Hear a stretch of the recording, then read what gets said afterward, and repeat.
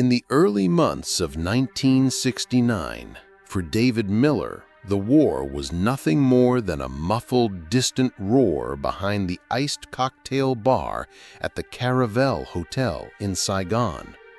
The war was the rhythmic clatter of his typewriter keys, the mechanical whir of the telex machine, and the impatient voice of his editor in New York saying, "Give us some color, some grit, Miller." The war, for him, was a job, a complex, dangerous, and adrenaline-fueled job, but ultimately a job with rules, objectives, and deadlines. David was on his way to becoming one of the best in his profession. He owed this to the armor of professional distance he had built around himself. His camera was not just a tool, it was a shield. When he looked through the viewfinder, the chaos of the world was confined within the manageable boundaries of a 35mm frame. A soldier in agony became a dramatic composition, a burning hut, a powerful background, a civilian's terrified face, a foreground element to capture the reader's attention. He didn't feel, he only saw. He didn't analyze, he only recorded. This was his survival mechanism. It was a ruthless discipline he had taught himself to avoid losing his mind and soul in the middle of hell. He would hang out with other journalists in Saigon, attend military briefings, and jot down official statements. He had deciphered the Army's language. Neutralization meant murder. Tactical regrouping meant defeat, and collateral damage meant slaughtered innocents. But when these words emerged from his typewriter, they were sterilized, stripped of emotion, and clad in the cold logic of a news report. He was the narrator of the story, never a part of it. However, this sturdy armor had begun to develop hairline fractures without him realizing it. These fractures were the indescribable emptiness in the eyes of the 18- and 19-year-old kids returning from the front. There was a discrepancy between the heroic tales of victory told in official briefings and the thousand-yard stares of these children who carried the weariness of a millennium. Then the whispers began, vague at first, a word dropped by a bartender, the ramblings of a wounded soldier under morphine, a sentence started by another journalist with, "Did you hear?" and then left unfinished. They all spoke of the same ominous place, a region that appeared as an ordinary dot on official maps, but was referred to among the soldiers only as the Valley. No one spoke about the Valley. Reports from patrols that went there were missing sections. Helicopters returning from there often carried wounded who either wouldn't talk or weren't allowed to. The professional journalist inside David smelled the mystery. The big scoop that could catapult his career, perhaps even win him a Pulitzer, might be hidden in the depths of the Valley. His colleagues warned him. "Don't get involved with that, Miller," said the old, weary correspondent from AP. "Some stories are meant to remain untold." But for David, an untold story was a betrayal of the profession. He convinced himself that this was the biggest opportunity of his career. After weeks of insistence, countless bureaucratic hurdles, and denied requests, he finally found a way in.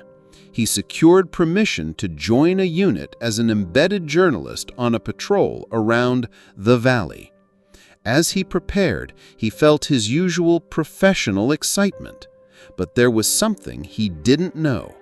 This decision would not just lead him to a story, but into the heart of the darkest valley of his own soul and of human dignity.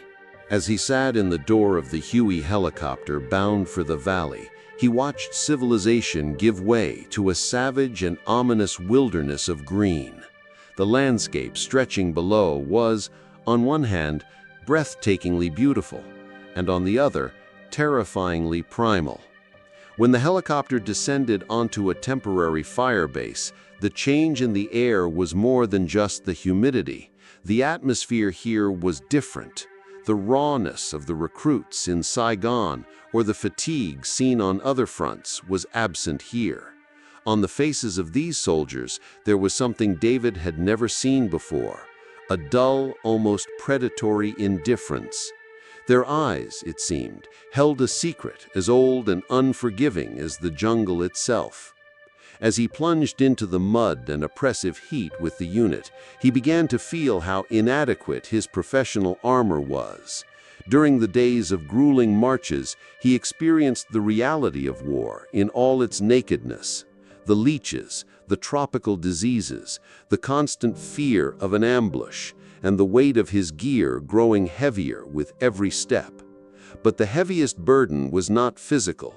At night, sitting by the fire, he would listen to the soldiers' conversations. Even their jokes were brutal, their laughter unnerving. Once, he saw a baby-faced soldier, who he learned was from Ohio, with a hand-embroidered silk handkerchief dangling from his backpack. It clearly belonged to a civilian woman. When asked, the soldier mumbled, "A souvenir," averting his eyes.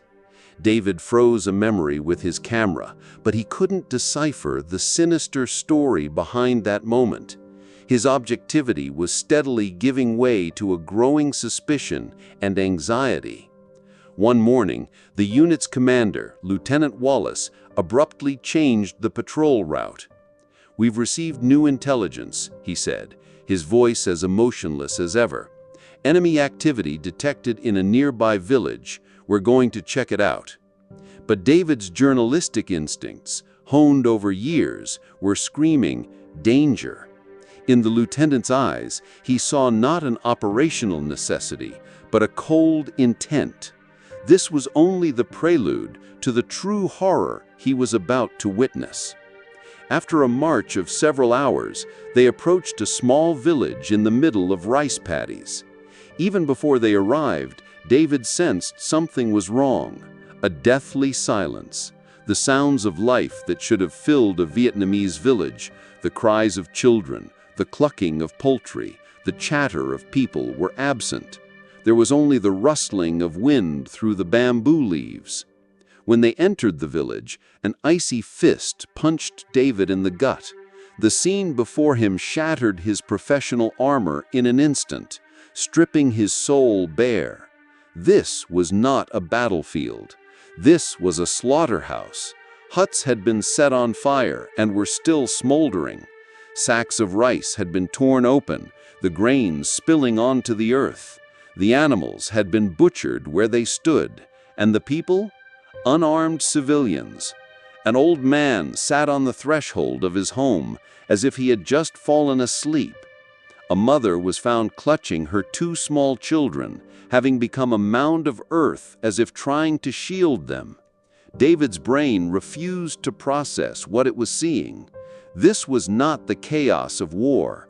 This was a methodical and ruthless act of annihilation. The soldiers, as if performing a routine chore, were gathering bodies and setting huts ablaze to destroy the evidence.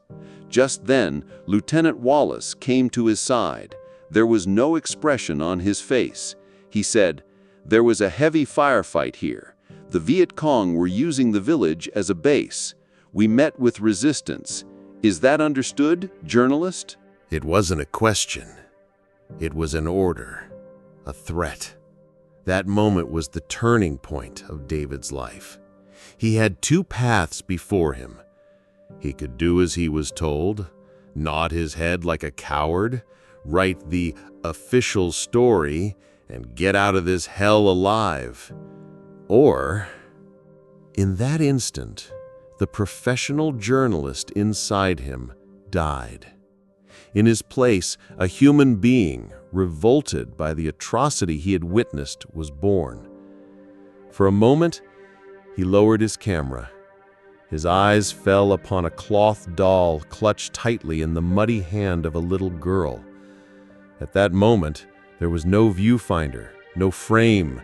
There was only the naked, unbearable, and brutal truth. And this truth had to be recorded. With trembling hands, as if acting against his own will, he raised his camera again. He began to press the shutter button. Each click sounded like a scream, a curse in the deadly silence of the jungle.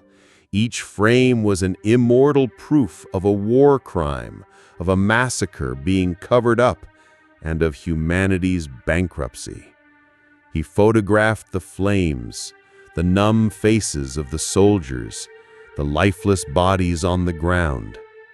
In those moments, he felt he was not just a journalist, but also an executioner, trapping the final moments of these people on a cold strip of film.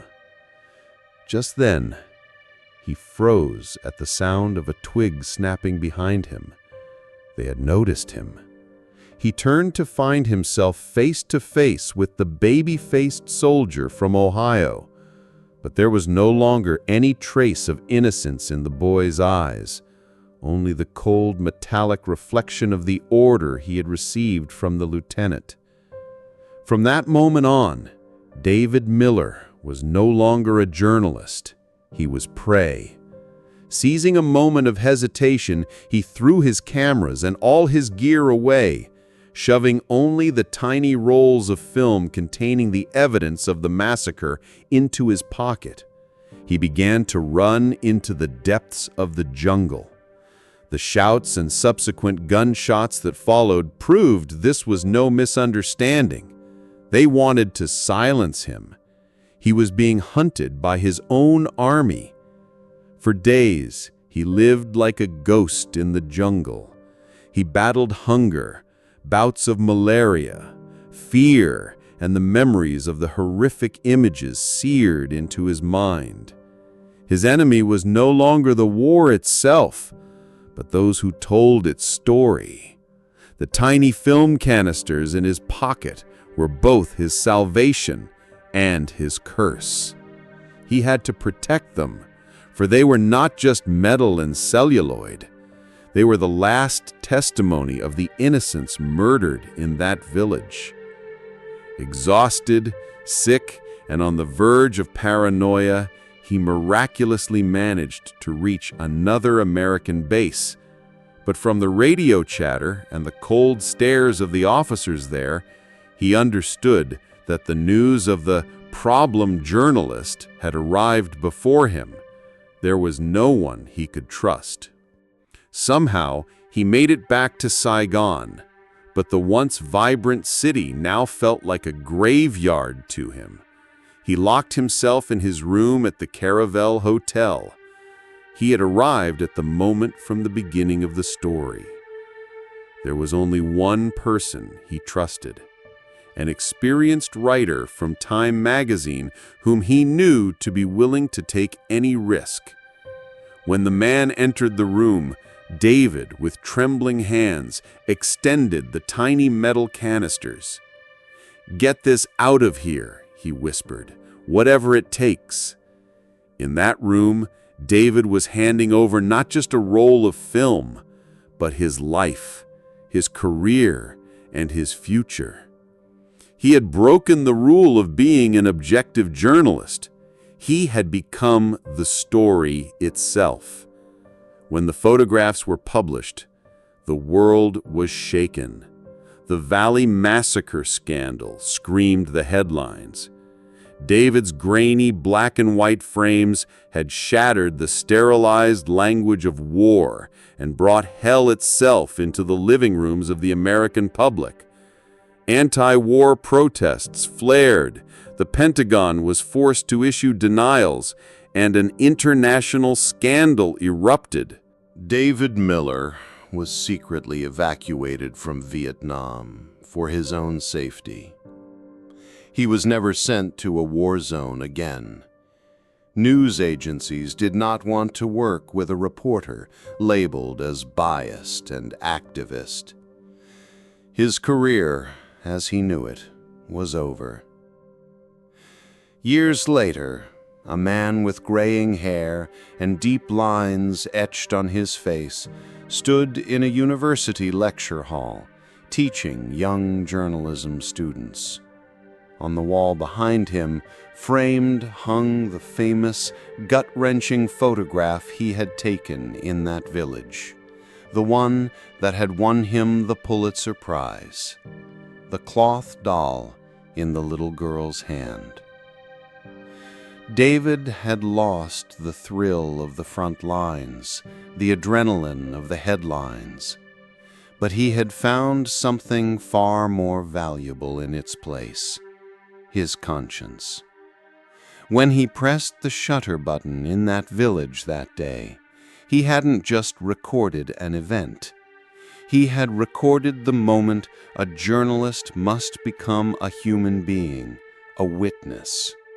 He had recorded that silence is sometimes a greater crime than lying, that objectivity in the face of crimes against humanity can become a form of complicity.